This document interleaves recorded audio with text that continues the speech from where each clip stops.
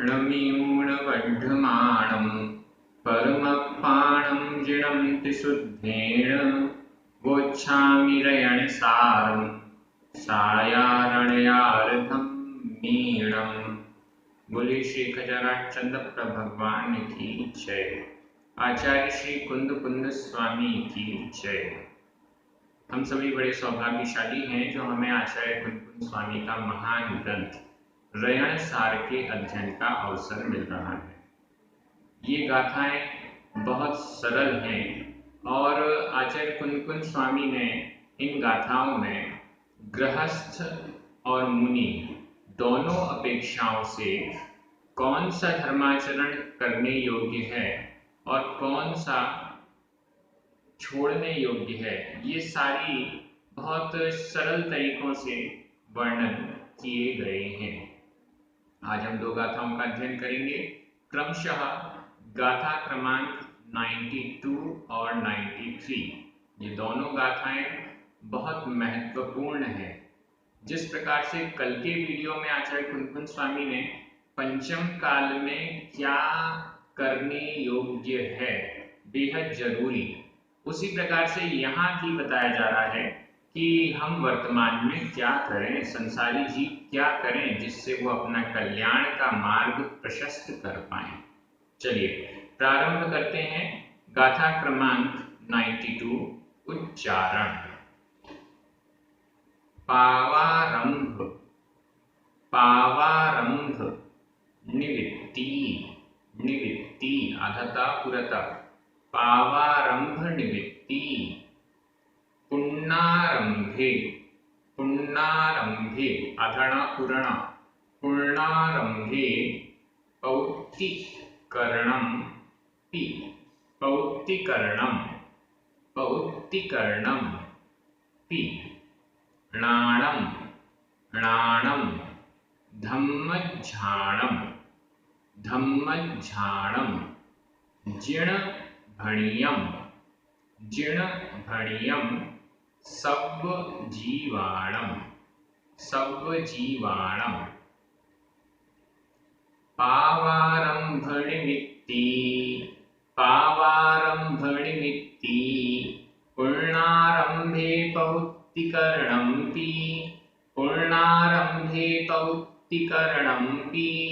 णाणं धम्मझाणं णाणं धम्मझाणं जिणभणियं सब्बजीवाणं जिणभणियं सब्बजीवाणं। बड़ी सरल गाथा है, बहुत अच्छी भी है। नीचे वाली लाइन से चलिए। सब्बजीवाणं सब्बजीवाणं सब सभी जीवाणं जीवों के लिए सभी जीवों के लिए। जिणभणियं जिण जिनेन्द्र भगवान के द्वारा भणियम कहा गया। सब्बजीवाणं सभी जीवों के लिए जिणभणियम जिनेन्द्र भगवान के द्वारा कहा गया। यहाँ पर भणियम यह भूतकालिक कृदंत का प्रयोग है। भणियम कहा गया, किसके द्वारा कहा गया? जिणभणियम जिनेन्द्र भगवान के द्वारा कहा गया। क्या कहा गया? णाणं धम्मझाणं। इसके पहले आया था अध्ययनमेव ध्यानम्, अध्ययन ही ध्यान है। और अब आ रहा है णाणं धम्मझाणं।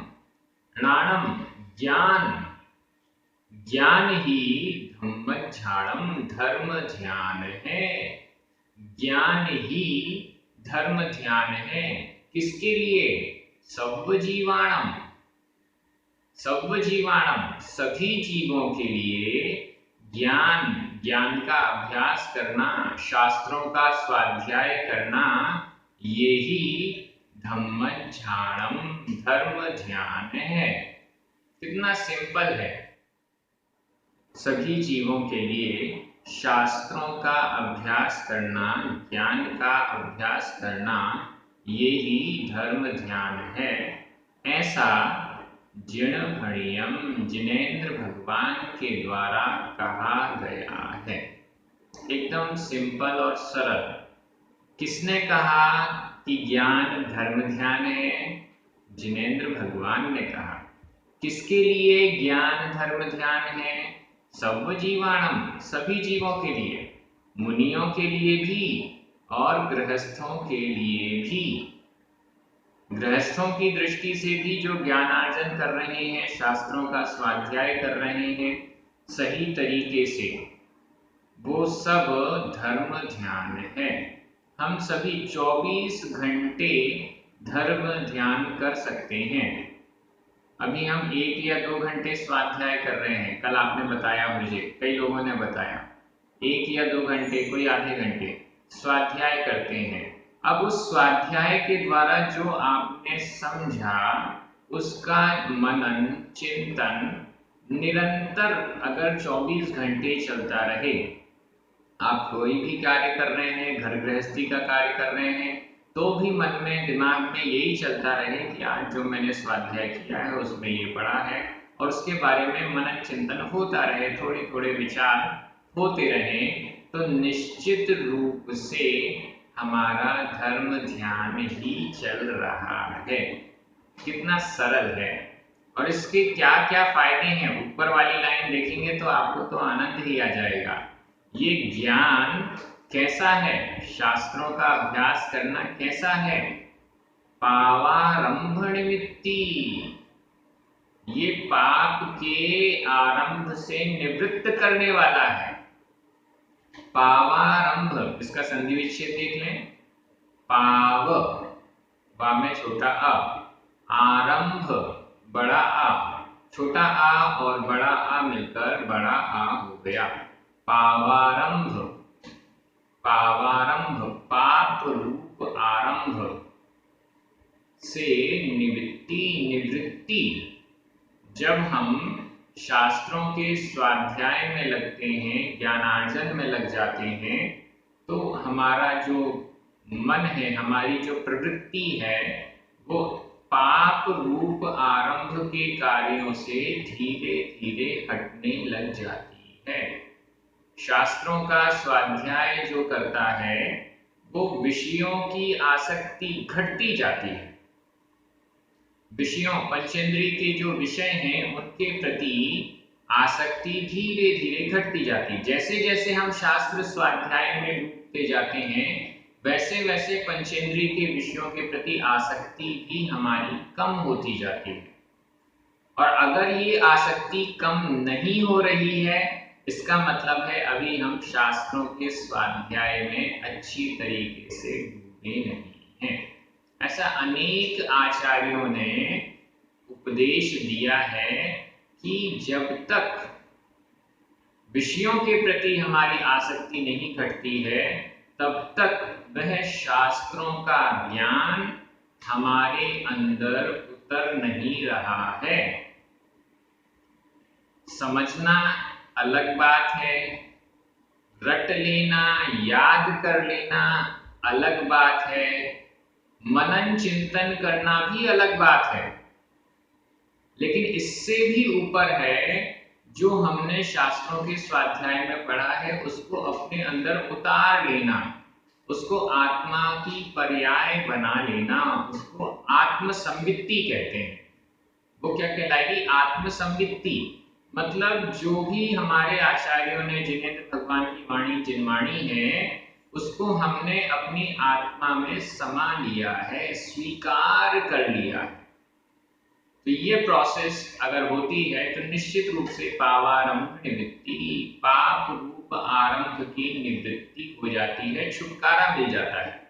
पाप रूप आरंभ कार्यों से, घर गृहस्थी के जो कार्य हैं उन्हें आरंभ कहते हैं।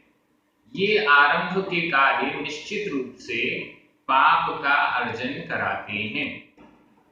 स्वाध्याय करने वाला जो व्यक्ति है, वो इनसे धीरे धीरे निवृत्त होता जाता है, छूटता जाता है। पाप कर्मों का आश्रव और बंध धीरे धीरे कम होता जाता है। और क्या होता है? पुण्यारंभे पौत्तिकरणम पी, पी पी यानी भी। पुण्णारंभे, इसका भी संधि विच्छेद कर लीजिए। पुण्य ण में छोटा आ, आरंभे, आरंभे बड़ा आ, पुण्य रूप आरंभ में, पुण्णारंभे पुण्य रूप आरंभ में, पौत्तिकरणम प्रवृत्तिकरण, पौत्तिकरणम प्रवृत्तिकरण पी भी प्रारंभ हो जाता है। पाप आरंभ से तो निवृत्ति हो जाती है और पुण्यारंभ में प्रवृत्ति प्रारंभ हो जाती है। यही तो धर्म ध्यान है। धर्म ध्यान क्या है? पापों से निवृत्त होना और पुण्य कार्यों में लग जाना, इसको ही धर्म ध्यान कहते हैं। गृहस्थों की दृष्टि से बात की जाए तो हमारे पास तो एक ही रास्ता है, या तो हम पाप कर्मों में ही लगे रहें और या फिर पुण्य क्रियाओं में लग जाएं। तो यहाँ पर जो स्वाध्याय है, शास्त्रों का ज्ञानार्जन करना है, वह निश्चित रूप से हमें पाप की प्रवृत्ति से दूर करके पुण्य की प्रवृत्ति में आगे लाता है। हमारी जो पुण्य क्रियाएं हैं वो प्रारंभ हो जाती हैं। तो इस दृष्टि से ये गाथा तो बड़ी सरल है और आपको समझ में भी आ गई होगी। हमें पाप से बचना है और पुण्य क्रियाओं में लगना है। इसके लिए स्वाध्याय एक सर्वश्रेष्ठ माध्यम साधन बताया गया है और ये आचार्य कुंकुन स्वामी ने जिणभणियम जिनेन्द्र भगवान के द्वारा कहा हुआ। चलिए, ये गाथा तो कंप्लीट हो गई है। आज का जो प्रश्न है वो थोड़ा सा कठिन तो नहीं है, लेकिन आपको विचार करना पड़ेगा और उसके बाद लिखना जरूरी है। स्वाध्याय करना जब से आपने प्रारंभ किया है तब से आपके जीवन में क्या परिवर्तन आया है, ये आपको लिखना है। हो सकता है बहुत सारा परिवर्तन आया होगा निश्चित रूप से, लेकिन कमेंट बॉक्स में आप जितना लिख पाते हैं उतना लिख दीजिएगा। थोड़ा सा भी लिखिएगा तो मैं बहुत समझूंगा। चलिए, अब हम आगे चलते हैं। गाथा क्रमांक 93। उच्चारण। सुद, सुद णाणभासम, णाणभासम आधा ब भ, णाणभासम सुदणाणभासम। जो न कुणई, कुणई सम्मम, सम्मम ण होई, होई तव यरणम, तव यरणम। कुब्बन्तो, कुब्बन्तो आधा बकुरवा, कुब्बन्तो मूढ़मयी, मूढ़मयी संसार, संसार सुहाणुरत्तो, सुहाणुरत्तो संसार सुहाणुरत्तो। सो सुदृणाणभासम जो, सुदृणाणभासम जो णकुणै सम्मम न होई तव यरणम, णकुणै सम्मम न होई तव यरणम। कुब्बन्तो मूढ़मयी, कुब्बन्तो मूढ़मयी संसार सुहाणुरत्तो सो, संसार सुहाणुरत्तो सो। बहुत अच्छी गाथा है। बार बार ये क्यों कहा जा रहा है कि शास्त्र का स्वाध्याय करने से काम ठीक हो जाएगा, शास्त्रों का स्वाध्याय करने से ध्यान हो जाएगा, अध्ययन ही ध्यान है, शास्त्रों का स्वाध्याय करना ज्ञान ही धर्म ध्यान है, ये क्यों कहा जा रहा है? क्या शास्त्रों का स्वाध्याय किए बिना हमारा धर्म ध्यान या जप तप इत्यादि संपन्न नहीं हो सकता? अब देखिएगा ये गाथा क्या कह रही है। सुदृणाणभासम जो न कुणई, सुदृणाणभासम जो न कुणई, जो न नहीं कुणई करता है, जो नहीं करता है, क्या नहीं करता है? सुदृढ़ाभ्यासम। संधि विच्छेद कर लेते हैं। सुदृढ़, ण में छोटा अ, अभ्यासम छोटा अ, छोटा आ मिलकर बड़ा आ हो गया, लेकिन आधा ब और भ ये संयुक्त अक्षर है और संयुक्त अक्षर से पूर्व जो दीर्घ स्वर है वह भी ह्रस्व हो जाता है, छोटा हो जाता है। इस दृष्टि से वापस ये छोटा हो गया। सुदृढ़ाभ्यासम, णाणाभ्यासम। सुदृढ़, सुद श्रुत, णाण ज्ञान, श्रुत ज्ञान का अभ्यासम अभ्यास, श्रुत ज्ञान का अभ्यास, जो न गुणई, जो नहीं करता है। श्रुत ज्ञान का अभ्यास जो नहीं करता है। श्रुत ज्ञान मतलब जिनवाणी। श्रुत ज्ञान का अर्थ हुआ जिनेंद्र भगवान की वाणी, जिनवाणी, शास्त्र। जिनवाणी का जो अभ्यास नहीं करता है, स्वाध्याय नहीं करता है, तो फिर क्या हुआ? सम्मम न होई तवयर्णम। जो जिनवाणी का स्वाध्याय नहीं करता है उसका तवयर्णम तपश्चरण, तवयर्णम तपश्चरण सम्मम न होई, सम्मम सम्यक सही, न होई नहीं है, उसका तपश्चरण भी सही नहीं है। क्या मतलब?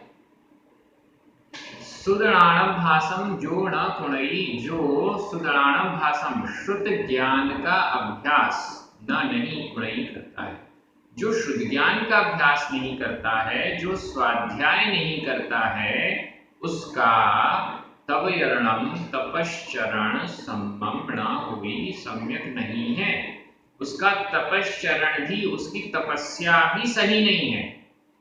क्या मतलब? जो व्यक्ति तपस्या तो कर रहा है लेकिन शास्त्रों का स्वाध्याय नहीं करता, उसकी वह तपस्या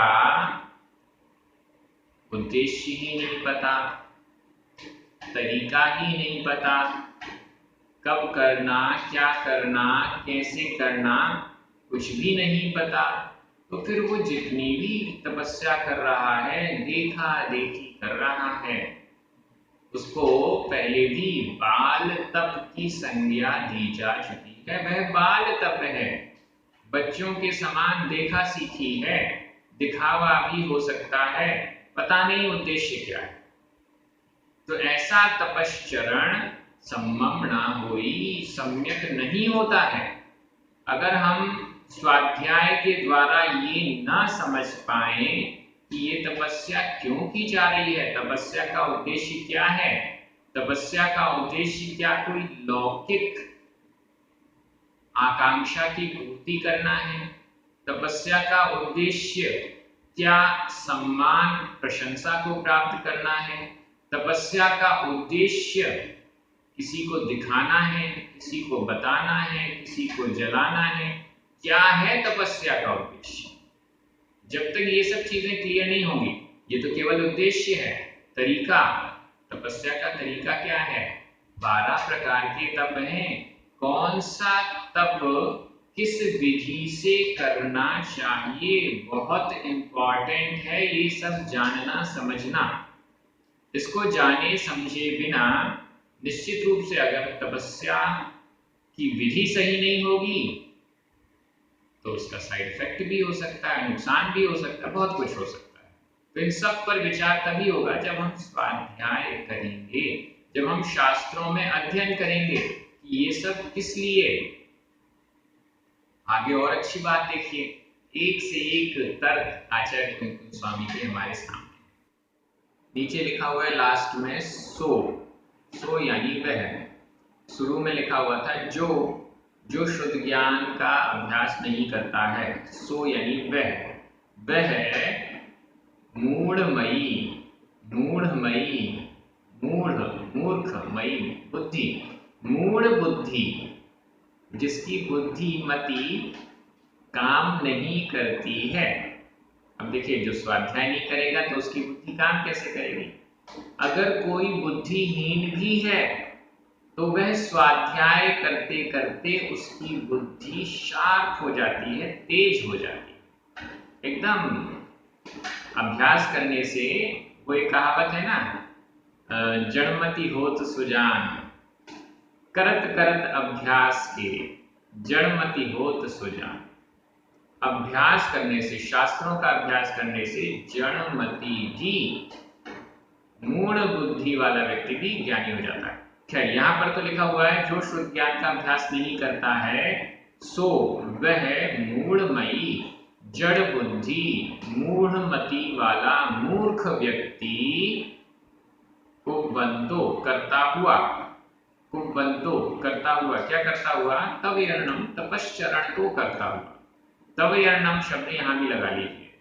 तवयर्णम, तपश्चरण को बंतो करता हुआ भी संसार सुहानुरतो, संसार सुहानुरतो, सुहानुरतो का संधि विच्छेद देख लें। सुह हमें छोटा अ, अनुरक्तो छोटा आ, दोनों छोटे आ मिलकर बड़ा आ हो गया, सुहानुरक्तो, संसार सुहानुरक्तो। तवयर्णम कुणंतो भी, तपश्चरण को करता हुआ भी, तपश्चरण को करता हुआ भी, सो वह मूढ़मयी, मूर्ख बुद्धि वाला, मूर्ख मति वाला, मूढ़मति वाला व्यक्ति संसार सुहानुरक्तो, संसार के सुख में अनुरक्तो, अनुरक्त है, संसार के सुख में अनुरक्त है, इसलिए उसकी तपस्या सम्यक ना होई, सम्यक नहीं है। क्यों नहीं है सम्यक? शास्त्रों का स्वाध्याय करता नहीं है, सांसारिक सुख की इच्छा से तपस्या करने लग गया, तो उसकी यह तपस्या सम्यक ना हुई, सही नहीं होती है। देखिए, तपस्या एक प्रोसेस है, तपस्या एक क्रिया है, कोई भी कर सकता है। फिर से सुनिएगा, तपस्या एक क्रिया है, कोई भी कर सकता है, चाहे जैन हो या अजैन हो। एग्जाम्पल, उपवास, अनशन, एकासन, उनोदर, कोई भी कर सकता है। उनोदर, आजकल भूख से कम खाने की तो बहुत लोगों की आदत है, जिससे बॉडी ठीक रहे, स्लिम रहे, दुबले पतले दिखें, इसलिए कई लोग, कई महिलाएं उनोदर करती ही हैं। उसका दूसरा नाम डाइटिंग रख दिया गया। उनोदर है भूख से कम खाना, और कम खाने के चक्कर में इतना कम खाती हैं कि कोई रोग हो जाए तो उससे बचने की क्षमता ही शरीर में नहीं हो पाती। खैर, तो ये उनोदर तो कर लिया उन लोगों ने, लेकिन शास्त्रों का अभ्यास नहीं, शास्त्रों का ज्ञान नहीं। किस लिए किया है ये उनोदर, डाइटिंग? संसार सुख की इच्छा से। तो क्या है, क्या ये उनोदर सही है? नहीं, डाइटिंग के रूप में जो उनोदर किया गया है वो सम्यक ना होई, सम्यक कैसे हो सकता है? गलत है। क्यों गलत है? डाइटिंग करने वाले ने शास्त्र स्वाध्याय थोड़ी किया है। तो यहाँ तो एकदम गाथा स्पष्ट हो गई है, और भी इसमें आप चिंतन कर सकते हैं। जो शुद्ध ज्ञान का अभ्यास नहीं करता है उसका तपश्चरण सम्यक नहीं है। वह मूर्ख बुद्धि वाला तपश्चरण करता हुआ भी संसार के सुख में अनुरक्त है।